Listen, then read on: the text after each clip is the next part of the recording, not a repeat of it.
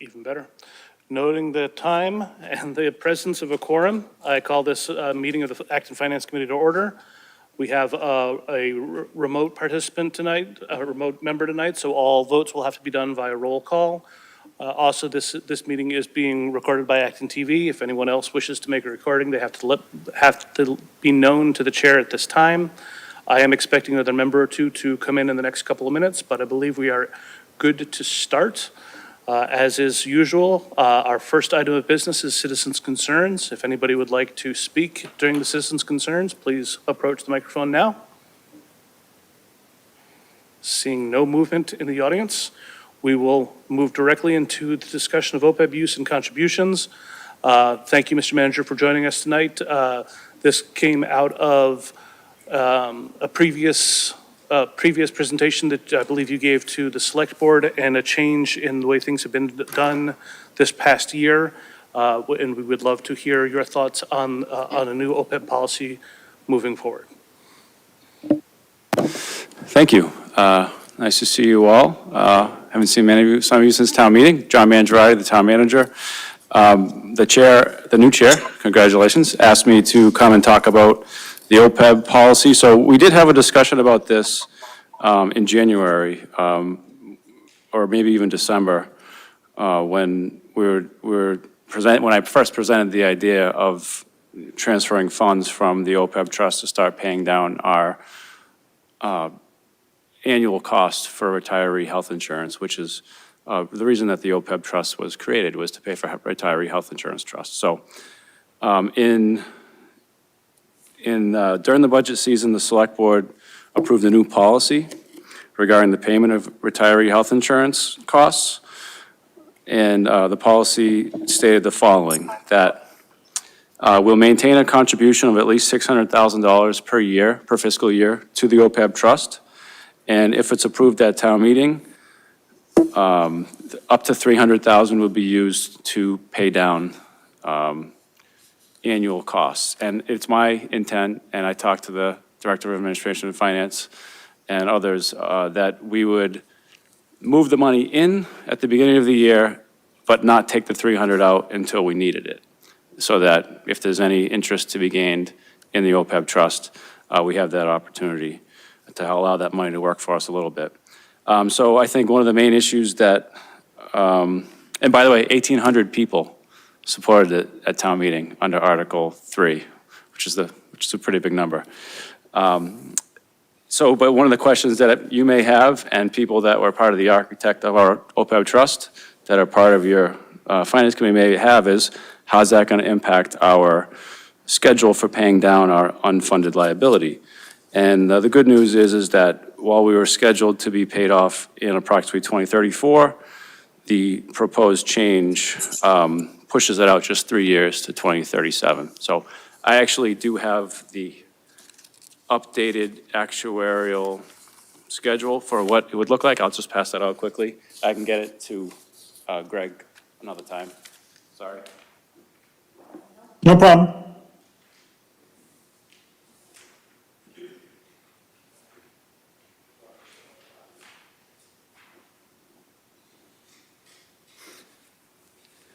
So this is, we do every 2 or 3 years, we do an audit of our OPEB trust, and the actuaries come up with an updated calculation. And what I just handed out is the updated calculation based on contributing $600,000, but withdrawing $300,000 starting in FY25. So,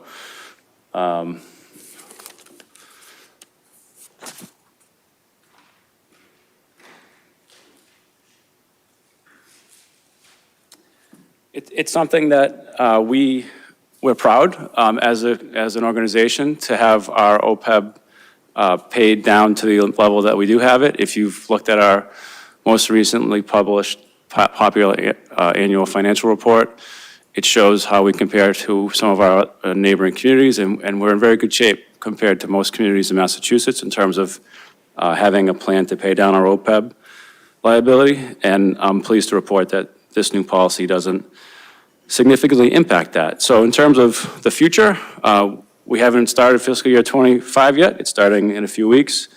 I do anticipate that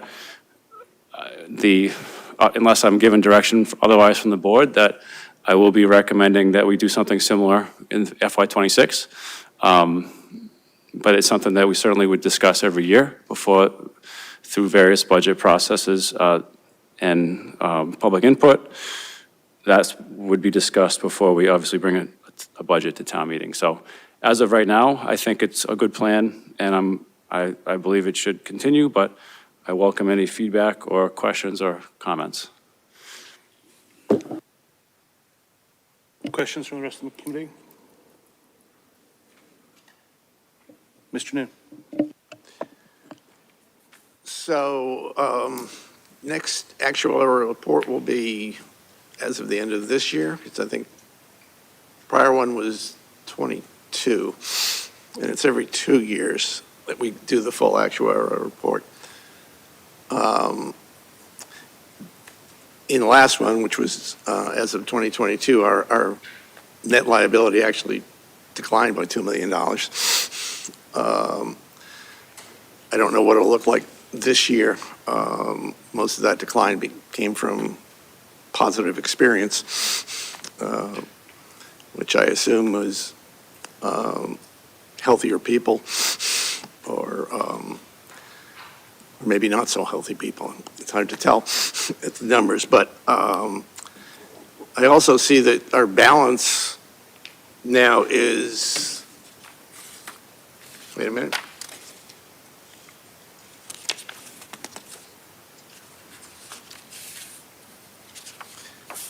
Balance in the trust fund is now up to $11,242,000, and that's a current number as of the end of April, which is up over $1 million from when we ended last year. So while we can't use these numbers to predict the future, the $300,000 that we took out this year or will take out in FY25 and perhaps in future years is going to have a minimal impact on the trust fund. Yeah, the 3 years, I think the last time it was 2034 and now it's 2037. But as the manager said, compared to other towns, I think we're 40% funded. And I don't think Westford or Sudbury are even in double digits yet. And I think even Concord is trailing us in terms of OPEB funding. So I think it's a reasonable direction to go in if the actuarial numbers don't come out so favorably the next time around. Obviously, it's an annual decision made by town meeting as opposed to committing ourselves for the next 5 years. Scott? Thank you. I do have a couple of questions. First and foremost, and I don't expect a full answer on this one, but are there any rumors on the wind about the state changing the law about this being something we just have to keep track of to being something that we absolutely have to fund? Has there been any rumblings, any murmurings about a change in state law?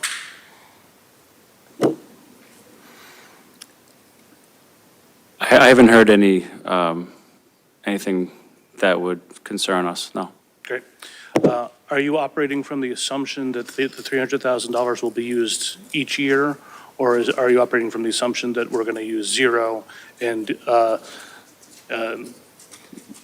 make it a decision in each given year? So I guess my question is, what is your starting assumption for how to implement, whether to use $300,000 or not?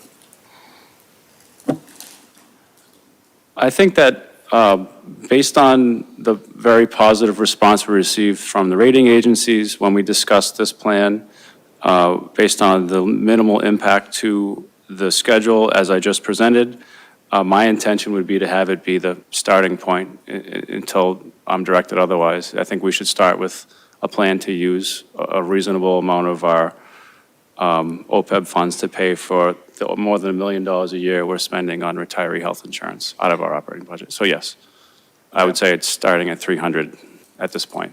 Okay. Bill Mullins used to always say that every year is a snowflake. There's always an excuse to have to do something. There's always an excuse to have to spend money.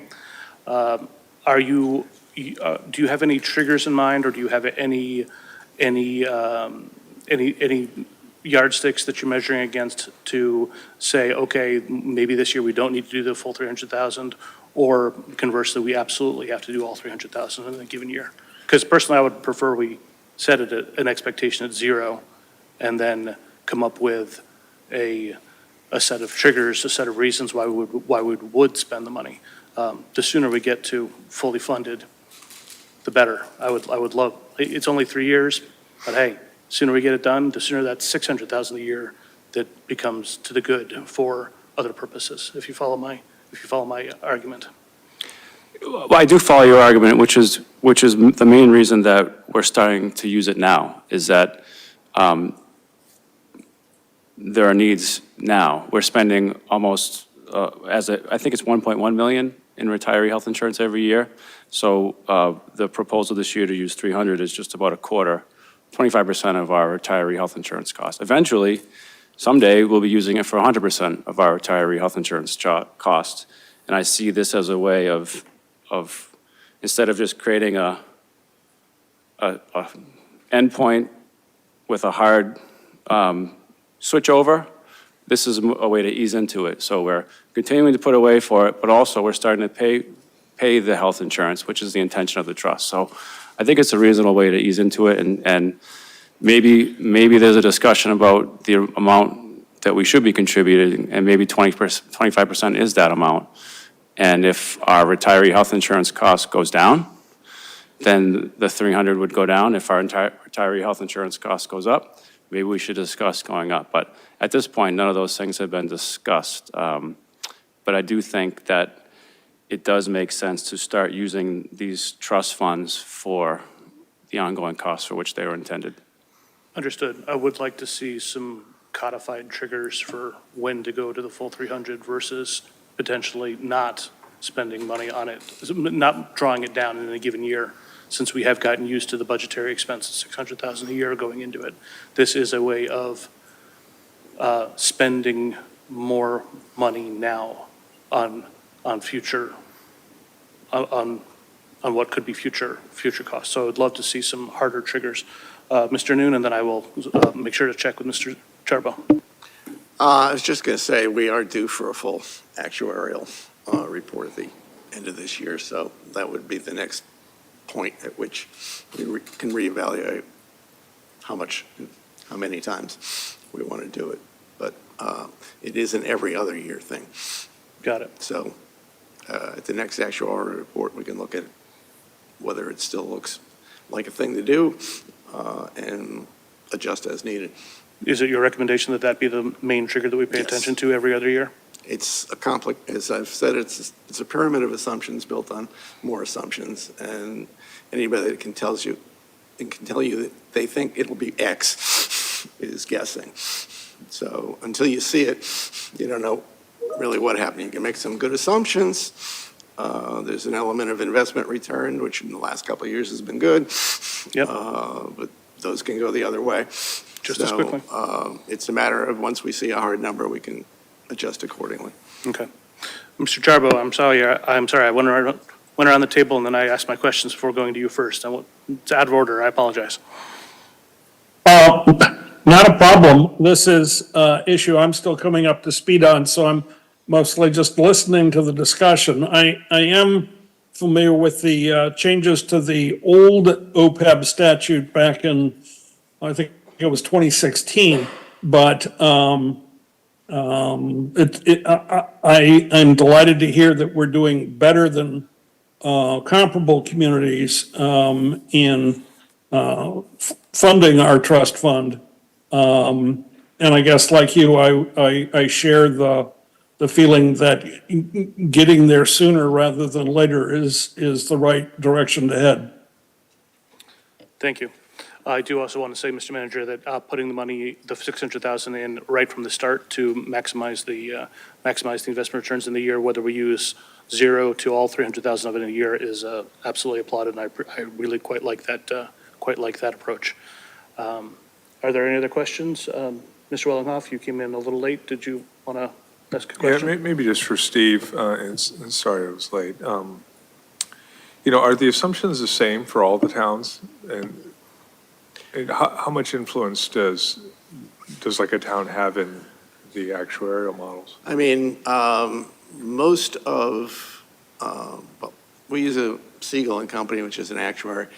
A lot of towns do.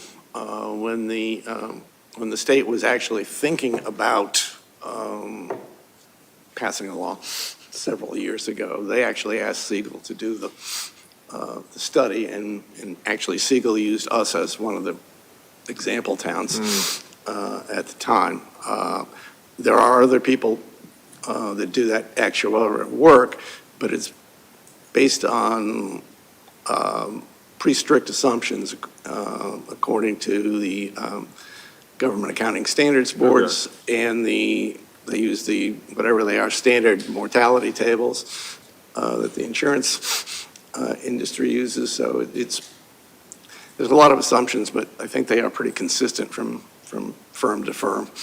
Okay, so like Siegel's not necessarily more conservative or less than others, I don't they're think probably so. pretty close to all around each other.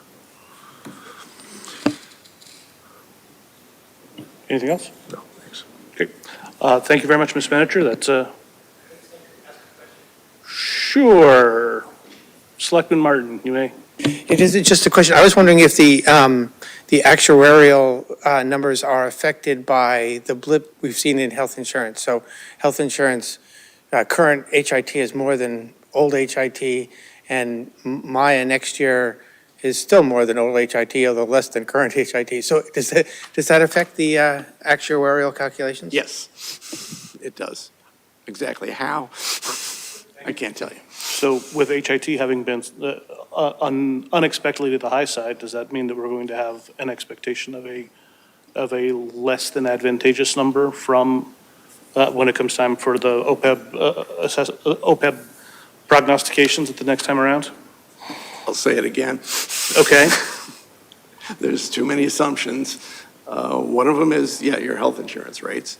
However, they're projecting out over 30 years, so a blip of 1 year or Sure. two is not going to have a massive impact on the assumptions. Among the other things, like I said, are mortality rates, which took a blip during COVID, and investment returns, which, again, over the long term are fairly predictable, but over the short term are not. And then there's a host of other things that go into it. Yeah, and one of those is the discount rate, right? Yes. So, like if this is going to be done as of the end of this year, the discount rate would be much higher than it has been historically for the past 3 to 5 reports over the past decade.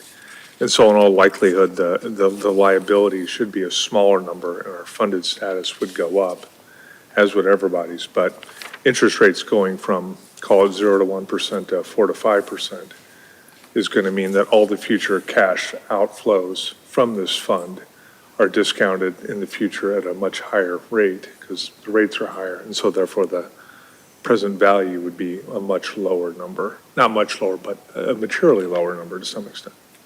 The almost 2-year-old study used a 7% discount rate, I think. Oh, did it? Okay. That might be one of the assumptions that doesn't change quickly between sessions. Yeah, maybe.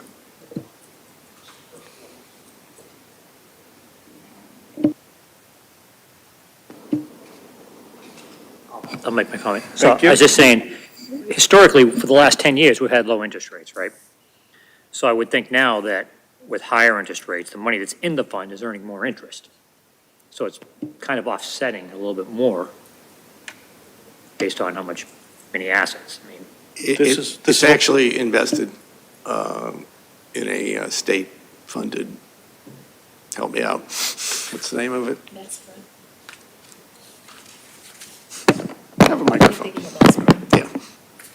Mass Prim.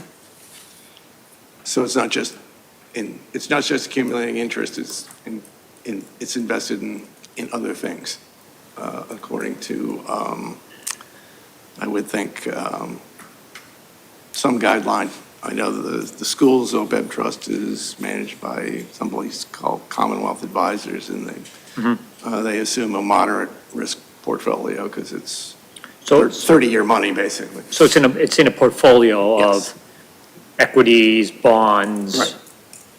and whatever else they throw in that portfolio. Mm-hmm. So you're going to get more of a blended rate over that time frame, that time horizon. In But then- layman's terms, I'll put it that way, I'm not going to get into more So technical. yes, you're going to get an assumption of growth based on that portfolio, and then you're going to take it down to present value based on a discount rate. That has been, in the past, 5 or 6, it's up to 7. I don't know if it's going to 8 or not.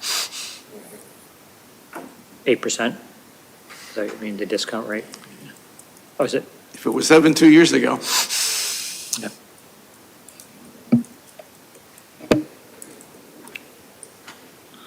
Okay, thank you very much, Mr. Manager. We appreciate you coming in. Thank you for the update, and I'm sure you'll hear from us after the next actuarial table comes out. I'd like to discuss it this budget season too. Yeah. Ongoing conversation. Indeed. Okay. The next item on the agenda is the cost-cutting task force, which is being spearheaded by Christi, who unfortunately is not going to be able to make it tonight, so we're going to have an unusually short evening. I contemplated pulling this off the agenda, but it would have been pulled off this morning, so I'd rather just punt it rather than have to have gone through the risk of changing the agenda. The next topic on the agenda is the population growth cost estimation planning that I'm going to try and spearhead again this year. We had one meeting about this last year, but then we got sidelined by the override, or overrun by the override. Again, there are a couple of what I consider to be easy things to try and capture. That's not to suggest that they are actually easy to capture, but they're obvious things that we need to look into. The guidelines for number of firefighters and EMTs per population, the guidelines for number of police officers per population, what the amount of seats in the 3 categories of school, elementary, junior high, and high school, sewer and water. That said, I'm looking to the rest of the committee to help me identify any other of the quantifiable items that we need to take into account. And yes, I am aware of the fact that we're going to be taking on some level of a pyramid of assumptions as well. But for example, the National Association of Fire Chiefs have a guideline. I want us to try and adopt that and see how, first of all, how do we measure against that currently? If we're right in line, great. If we're not in line, why are we not in line? Are we not in line because we're way over? Probably not, knowing us. If we're not in line because we're way under, is that something that's sustainable? Or do we anticipate there being a tipping point when we get to certain levels? We've heard quite a bit about there having been a decrease in enrollment at the schools, adding 50 students into the school district probably doesn't make a huge difference because we've got 9 schools that we're spreading those 50 kids across. If we're adding 50 students to the junior high, well, maybe we do have a different set of assumptions that we have to make. So what I'm hoping for between now and the next meeting is for the committee to help brainstorm on what other quantifiable, measurable things that we have to do. Go ahead, Roland. What about the amount of land that is presently undeveloped that could be developable? I don't know if that's a method that we can come up with or find out about, or, So you know, are in other you words, saying, so if you have 50 acres of land that's, you know, an acre here, half acre there, whatever, that doesn't have a house on it today, are you talking town-owned or just generally speaking? not town-owned. Just developable land in town? Develop a land that's in hands of private citizens right now. And- Not municipal land, take that, like Morrison Farm, take that out, that's municipal land, but we're not gonna be building homes on that, so pull that out of the equation, that type of thing. Or, all the other land that we already have in conservation. That's never gonna be. That's never going to be developed. Yeah. Right, so it's anything that's out there that's maybe an acre here, an acre there. Do we know, maybe we don't know the number, maybe we would never find out the number, but do we know? And is the purpose of that to try and come up with an estimation of what the new population levels will be or could be, or is it just? Could be, you don't know will, because somebody could have 10 acres of land, and they're like, there's no way I'm selling it. And that person's 35, 40 years old, right? That could happen in the next 40 years, 50 years, and it doesn't get developed. So I don't know if we can really measure that or not. I'm just coming with something out of the box, maybe that we could, or may not. Okay, I'll take it into consideration as something that we should try and track. Mr. Jarbo, go ahead. Yeah, I think one of the things that will help us in this effort is to understand not only what state averages look like, but also what comparable towns look like. And so my first question is, are we a member of the Massachusetts Municipal Association? We have been in the past. I don't know if we paid our dues this year. We have? Because, We are currently members. excellent, we are. Ooh, because I know they have data that we could tap in. If we are members, then that's one source of data.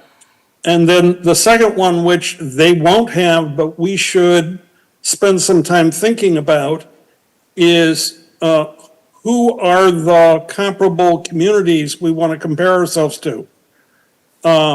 I would offhand recommend that Concord and Sudbury are two of them, but I've, in doing my homework on this issue, found that there are others like Andover that we may not normally see as a comparable community, but apparently when people are looking to move in Massachusetts to a community, among the sources they use are ones that end up comparing us to, quote, comparable communities, and Andover was one of them. And among the things that, the source provides is data on the school systems and the crime rates and the tax rates and the other amenities in a community that people, on a composite think about. So particularly if we're going to try to estimate how attractive we are, that's really one of the driving factors to population growth. That's not what I'm trying to accomplish. It would be helpful to know what the comparables look like.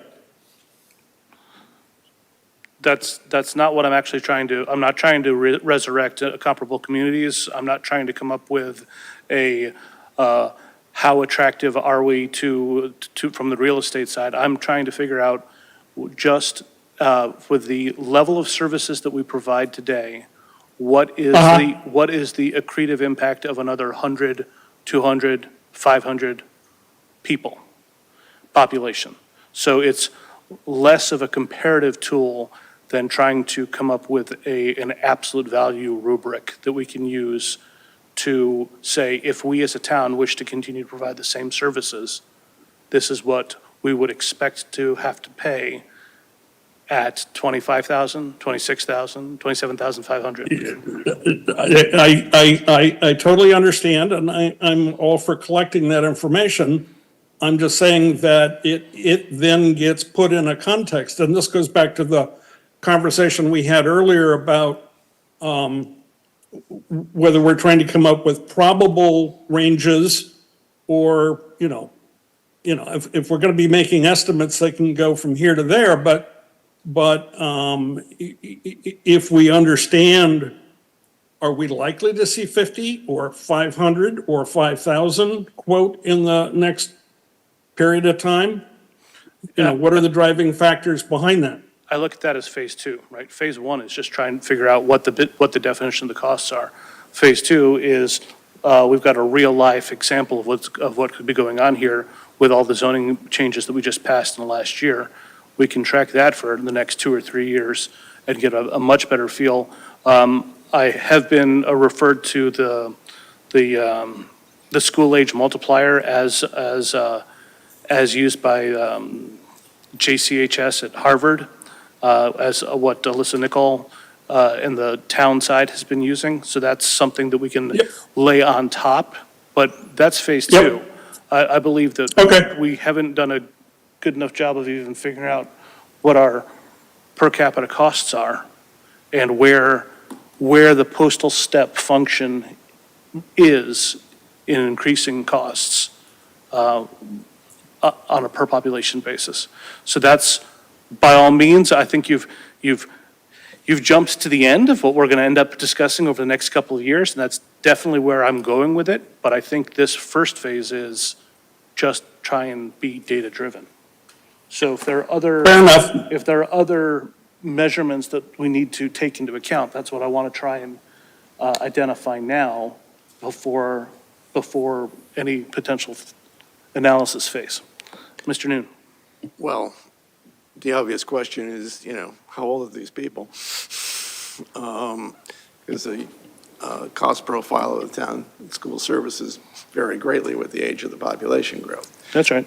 So do we have any data on what kind of age stratification in the last 10 years has the growth been?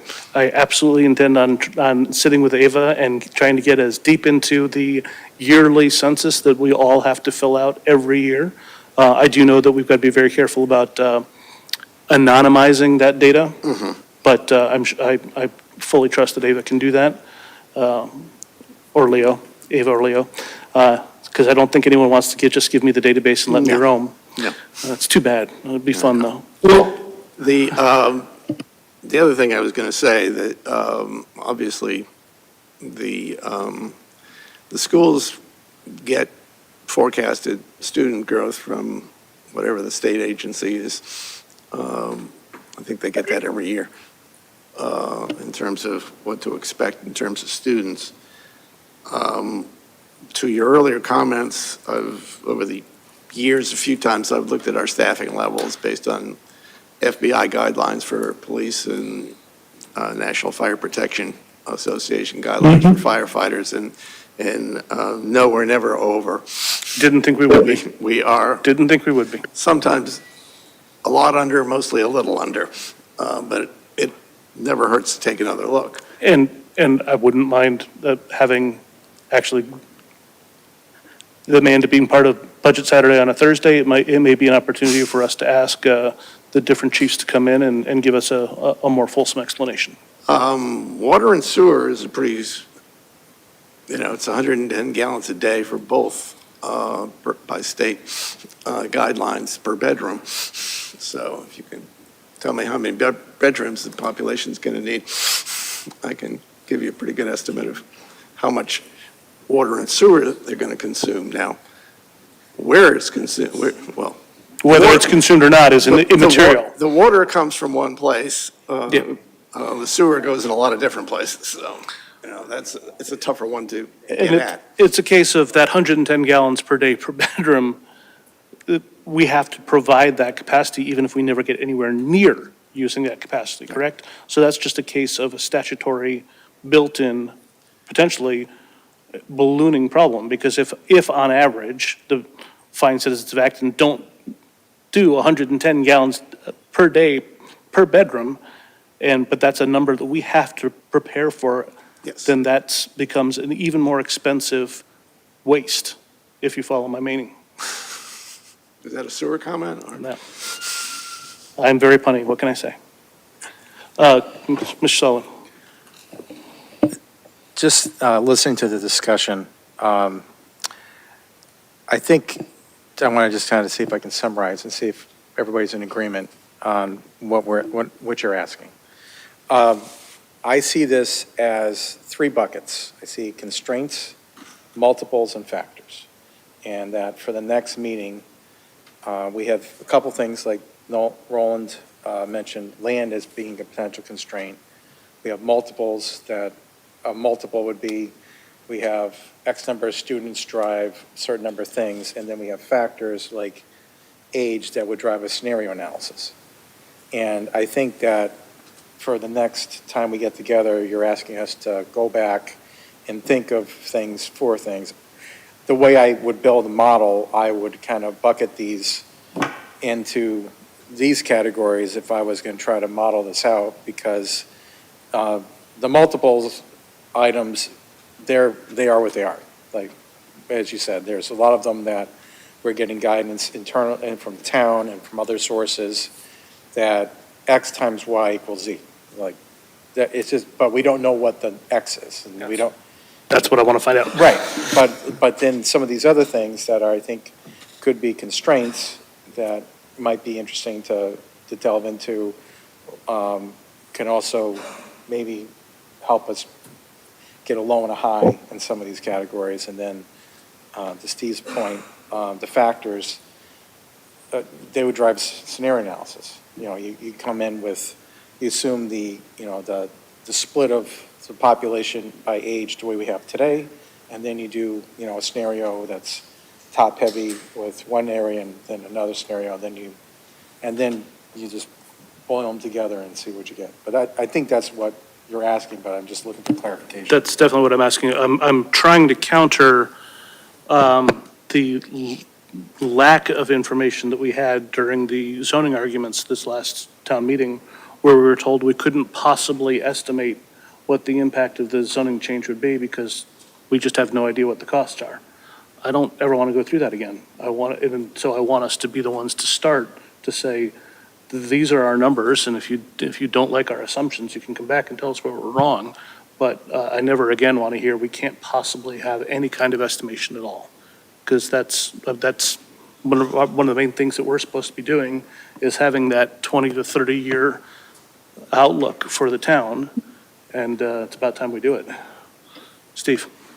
The only other metric I've seen from time to time, and I don't know how accurate it is, but road miles is sometimes used by some analysts to talk about public works departments as a metric, because a lot of their work involves the roads. I did not have the DPW on here, which is ridiculous considering the fight we're going to have this year. Thank you very much for reminding me that that was a topic I'd missed. Mr. Jarbo, it's to you. Yeah, one other source I will try to dig out and share with the rest of the Finance Committee is a story I heard recently on WGBH radio about a new survey that was done in the Boston area that basically found that there is also an out-migration problem in Massachusetts, particularly with young people, even though they are educated, can't find affordable housing and are therefore moving out of Massachusetts because they can work remotely from almost anywhere, but, they can't afford to live here. So it had a lot of data in it as well. I can't share it all now because off the top of my head, I didn't remember it all. But I'll try to find that because just as we need to look at what I'm going to call the upside, what happens if growth happens, I think one of the things that we may want to also take a look is the downside. If if the demographics shift on us, what does that mean? When does that impact services? Yeah, I all for taking a look at the state data, but I think the Acton-specific census data over the last 20 years would be way more valuable as a data source because it's directly impactful to the town. Oh, I totally agree. But I'll just tell you based on, our neighborhood, and it well, Yeah. we used to have lots of families with kids. We now have a lot of older, childless, empty nesters. So things have shifted in at least our neighborhood. So I wonder if that's a townwide phenomenon. definitely worth looking into. Just wanted to make a point to what Greg was talking about earlier. There have been several comparative community studies undertaken over the years. There's a lot of effort went into about 15 years ago, townwide, and maybe 4 or 5 years ago, the schools did a comparative community study in some detail. So there are lists of towns. They're not always the same towns, but there are a list of towns that we've used for benchmarks in the past, which would be a decent place to start if we want to get to that point. That is not phase one. I was just making a comment. The guy asked a question. Fair enough. Fair enough. Any other comments from this side of the table? Tara, would you like a minute? Yes, thank you. First of all, I don't think it's entirely the government's responsibility to provide for middle-income housing. Yes, for very low-income housing, but I think that it's corporations. I think we should subsidize corporations who don't want to pay a living wage to be able to subsidize housing. So that's the first thing. Secondly, I submitted some metrics that I hope that you look at. One of them is the number of FTEs per population. That's a popular planning metric. I also want to be, I like the approach of the phase one and phase two. I like that a lot. But it's not about comparing about a development. Largely, it's going to be about a particular zoning thing, because the town is planning to rezone the entire town to be more inclusive, supposedly. I don't think it is, but we can have that argument another time. But it basically be MBTA zoning for the entire town. So I think that it's not just about a particular development. So yes, a development, if we want to buy the land or not buy the land, but there's also the concept of value of property values. So if you rezone somebody's neighborhood that's right next to you to allow more building that isn't for a community purpose, it could lower the property values. And you also have lots of land use tools where you could increase property value. On Ping gave a great presentation about constraining growth will increase the property values of people who are not developers. And you have those tools like limiting land clearing or increasing the buffers, wetland buffers, things like that, to increase people's property value, and they're more willing to pay for community services because their property values have gone up. But I also want to urge any kind of study on cost to be about the cost that we should be doing. So if we are talking about rent relief or whatever programs people are talking about, that we consider that in the cost of growth, because the more you grow, the more people there are to support. And if you're suggesting that you have rent relief or whatever good programs, that you consider that going forward, that if you encourage more growth, you've got more people, more transportation, more other needs. So thank you very much for listening. Also, is this going to be a subcommittee so it meets in the public, or is this going to be one of these secret staff committees? We don't have staff. No, I know, that's where a staff member starts inviting all these people from committees and avoids a quorum, so they have the secret meetings in town hall, which we can't watch. There's no minutes and stuff, so you're going to have open meetings? I do not anticipate having a standing subcommittee for this. Okay. I anticipate people having specific assignments and bringing their findings back to the Got committee. it, okay, thank you so much. So how would the public participate then? If, We have public participation at the start of every single meeting. at the finance committee meeting. So the product, how would we see, like, draft product, or, what people are thinking or doing? Can we collaborate? Anything that's presented is always part of the meeting minutes and is on DocuShare. Thank you, so I could contact members and give contribution that way? You should always contact the entire committee, Thank you, and I will respond as chair. thanks. To her point, I had forgotten about transportation, so throw that on the list as well. Okay. So, homework for everybody for next week. I'm actually going to have you write up your 3 buckets for me real quick. We're going to send that out. I would like everyone to, in the next meeting, think about what we might be missing. And then the next step is going to be, we'll divvy up who wants to go chase down which set of numbers, and then we will chase down numbers and reconvene. Don't worry, I won't make any one person do too much. For example, I'll take the schools. No comment. Okay, so that was actually very productive. I was very happy with that discussion, and I think we're on the right path. Okay. We are on to Finance Committee business. I don't believe we have any minutes. I will sort that out for our next meeting. The next thing that I wanted to do was a review of liaison assignments. Yes, Mr. Charbo, thank you for your email. You've got the EDC, by all means. Is there any other committee that you are currently a liaison to? No? Why? Are you trying to twist my arm? No, we'll get back to you. We'll get back to you after we've gone around the table. Just want to make sure I'm not missing something that you already. No, EDC. I thought that was a full-time shift, but okay. Fair enough. Okay. If you got more in mind, let me know. I'll have to mull it over.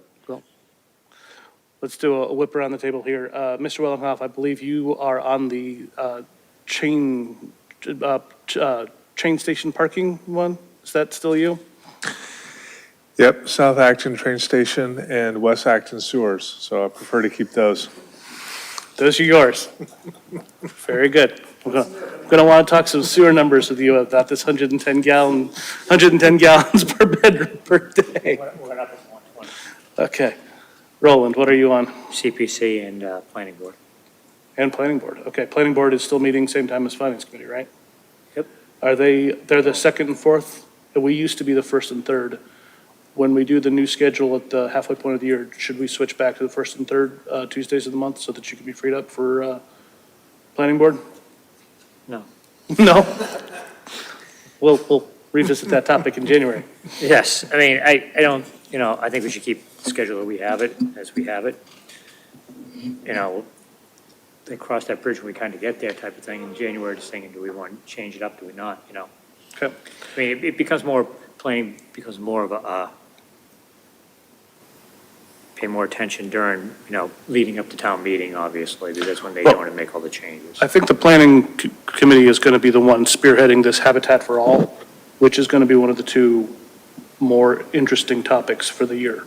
So being the planning liaison is going to be one of the, what I think of one of the two liaison posts that needs to make sure to be early and often with the Finance Committee's point of view.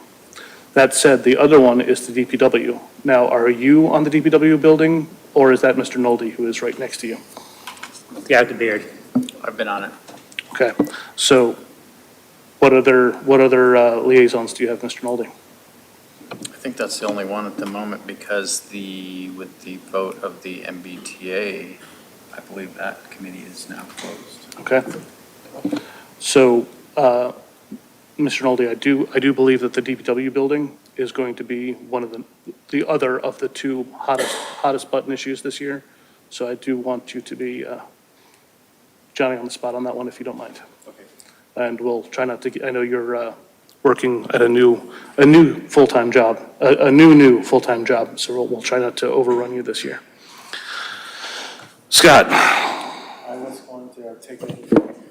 Sorry, I was going to take over for Steve on one of the Health insurance. the health insurance trust because he cannot continue at the end of June. So I'm going to make sure that I take a little vacation before the end of June and before I take over that full-time responsibility. Piece of cake. Health insurance trust. I don't have any other assignments. Other than ALJ. Other than ALG, yes. Okay, Mr. Noon, we're down to Minuteman, Acton Boxborough Regional, and the Select Board. None of the above. I don't think it works that way. Oh, who are we missing? We're missing Christi, and that's it, right? 1, 2, 3, 4, 5, 6, 7. Well, I guess We could always do rock, paper, scissors. So. I was going to claim seniority and say my 20th year on the committee, can I be exempt? How about you take Minuteman I'll then? take Minuteman. Okay, you got Minuteman. So that leaves Christi and I for Select Board and School Committee. I could take Minuteman, you could do Planning Board. Would you rather have a Planning Board? Are you crazy? My son is going to Minuteman next year, so, but up to you. I don't want a planning board, so. No trade, no trade, no trade. Okay, very good. So Christi and I will have to figure out school and select board, and I will absolutely do her the favor of letting her choose and not try and dictate while she's not here. You should never be stuck in a committee when you're not in the room. Okay. Liaison reports. I'm gonna start, even though that's not normally what happens, I'm gonna start with the liaison report of the twin school, the Boardwalk School campus. The committee is dissolved. We're done. We have one last little bond that needs to get issued. That's gonna be done by the capital subcommittee, but for all intents and purposes, that school is finished and has been in full use, and we're good to go. So now we'll do committee reports. Who else to go first? Mr. Borden. I had a question for you on the Boardwalk School Uh-oh. campus. With the battery backup array that was supposed to go in. Is that like DOA or? That is- And what about I thought over the parking lot, there's supposed to be solar panels. All of that has been postponed by 1 year and is external and has been external to the actual project because that's a separate agreement with a separate entity. So while it has impact on the triple net zero electrical assignment, it's very close, but the battery backup continues to be an open topic that's going to be postponed for at least a year. It does have a material impact to the tune of about $250,000 for the next fiscal year because it was not done in time. I will try and get you a more wholesome explanation of where things stand for the next meeting.